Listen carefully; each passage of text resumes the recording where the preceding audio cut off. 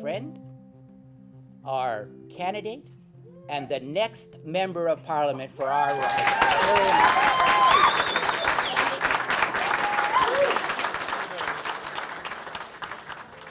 Before I begin, I'd like to acknowledge our presence in the traditional territory of the Anishinaabe and the Haudenosaunee people.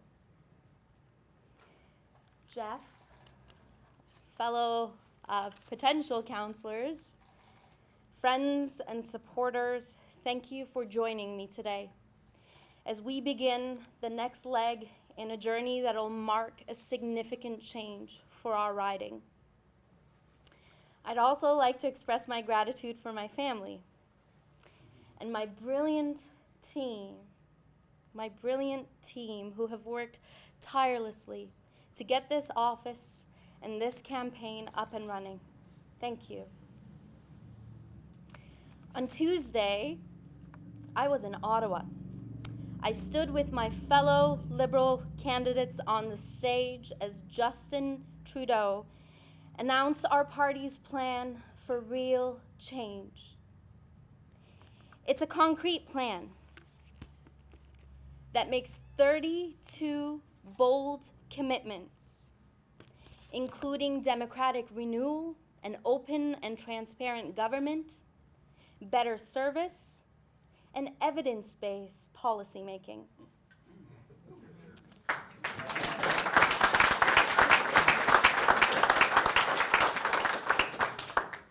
I was proud to stand shoulder to shoulder with Liberal candidates from across the country and demand the real change Canadians deserve.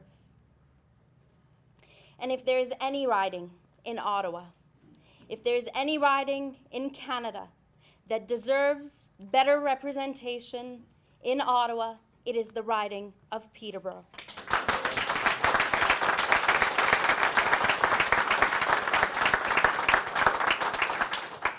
After nearly a decade of suffering under Stephen Harper's politics of division, I am determined to bring inclusion back to Canadian politics.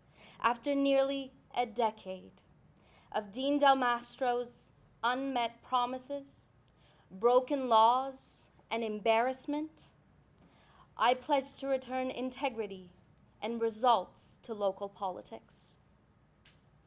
It will be an approach grounded in progressive policies, like those promoted by our former MP, Peter Adams, and targeted to meeting the needs of every resident, not just those who may belong to my political party. Now, 4 months is a long time to campaign, and it will feel like a very long time if we continue the same tired politics as usual, the kind of politics that alienates people, the kind of politics that feeds apathy, the kind of politics that leads to greater voter apathy. Yet there's also an opportunity in the next few months, a unique chance to engage in a spirited debate of ideas and principles, and perhaps to demonstrate once and for all that if politicians actually have something real and meaningful to say, people will listen. This is what I intend to do. I know that I'm here today because of all those who came before me. Generations upon generations of newcomers who arrived here from across Canada and from around the world, who built Peterborough up, made it a generous community and a great place to call home. I'm here today because of the courageous entrepreneurs who built businesses. They risked everything to create a more prosperous future for themselves and their families. They created jobs for others and generated wealth in our community. I'm here today because of the countless community volunteers, social activists, artists, farmers, teachers, public sector and nonprofit employees, organized labor, and countless others who have worked tirelessly to help the people of our city, our rural towns and villages reach their full potential. I'm here because of you, the people of Peterborough, the people who go to work, take their kids to hockey, care for elderly parents, volunteer with numerous organizations, love each other, and believe that tomorrow can be better. To all of these people, I honor you. I will learn from what you've accomplished, work to encompass your hopes for the future, and most importantly, respect the trust that I'm asking you to place in me, Justin Trudeau, and the Liberal Party of Canada. Like you, I believe we need real change in how we govern this country. Our economic policy is about creating an environment which allows entrepreneurs and small businesses to succeed in creating new jobs, especially for our young people graduating from Trent University and Fleming College. We must strengthen our social safety net, provide essential support, and reject the Conservative government's attempts to erode basic services.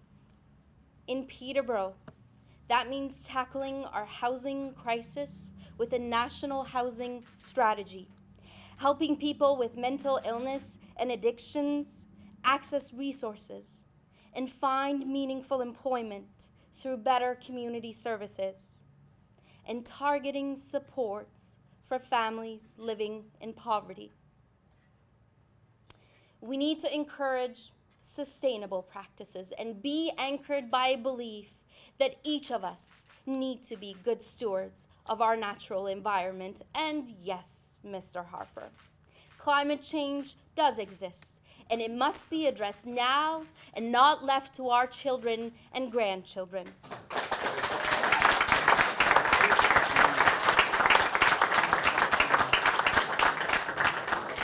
In Peterborough, we need to work with organizations like Sustainable Peterborough and Peterborough Green Up to take specific steps that will make Peterborough a more sustainable and a more resilient community. We need scientists to do their research and publish their findings.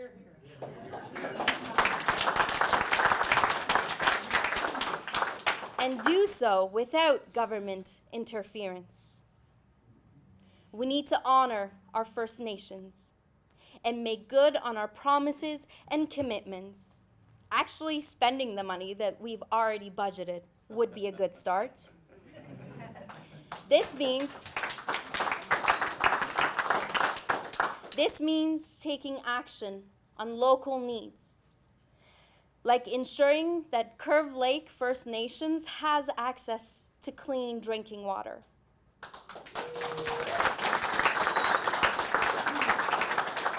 And we need to work with the international community to ensure our security and emphasize our traditional foreign policy roles of building democratic institutions, providing development aid to those most in need, and forging partnerships with civil society. Hear, hear. We need to do this important work in a way that is respectful, tolerant, inclusive. In other words, we need to do this in a way that is Canadian.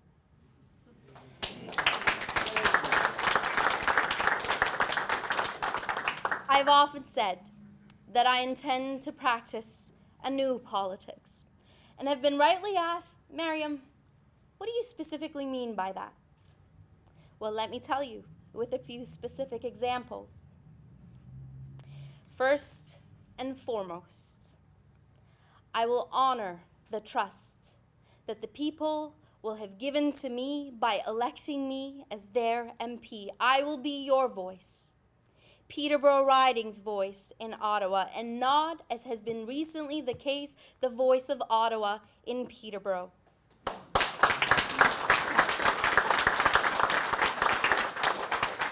I will not knowingly make promises I cannot keep, and I will work hard to achieve the goals that I have committed to. I will live by the rules and the spirit of the rules and not try to gain unfair advantage. And you and I, we will not always agree, but I will always listen and be open to reasoned argument and respectful discussion. Second, I will lead with my gaze to the future. I will build on what we have already accomplished, respect our traditions, and enhance what already works. I will seek to build on Peterborough's emerging knowledge-based economy, maximize our people's ability to promote their talents as entrepreneurs, promote our artists, farmers, those working in the tourism industry, and I will work to seek new investments in economic infrastructure projects such as a new convention center, expanded public transit, and a renewed Trent-Severn waterway.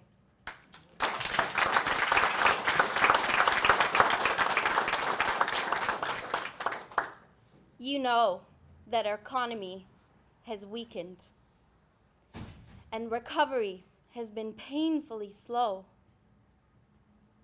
Indeed, the first quarter of this year saw a contraction of our GDP.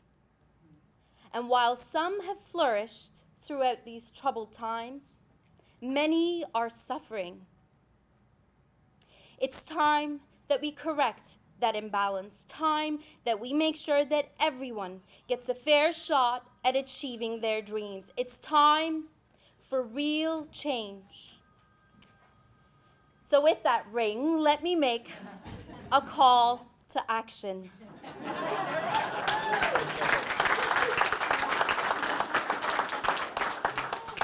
You see, I believe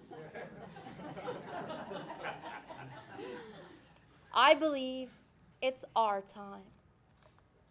It's our time to tap into the unshakable Canadian values of tolerance and inclusivity. It's our time to rise above political cynicism. It's our time to reject the politics of fear, distrust, and anger. It's our time to have the courage to join hands with our neighbors, our families, our friends, and say, we can do better than this.